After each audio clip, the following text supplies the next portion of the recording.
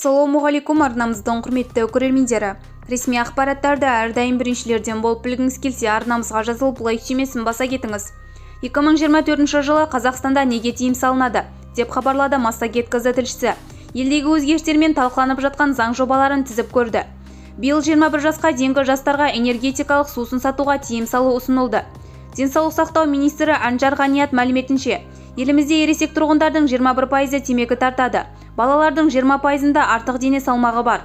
Соның ішінде 6% семіздіктен зардап шегеді.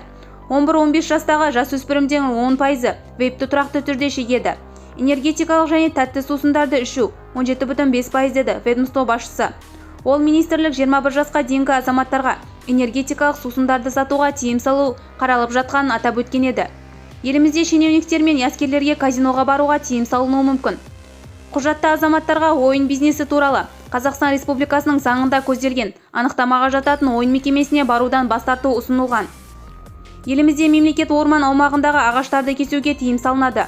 Құжат биыл 7 тамызға дейінгі көпшілік талқылануында болды.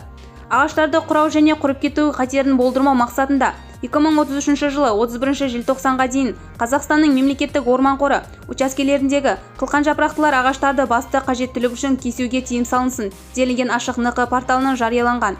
Орман шаруашылығы және жануарлар дүниесі комитеті төрағасының бұйрық жобасында. Бізді бақылауды жалғастырыңыз.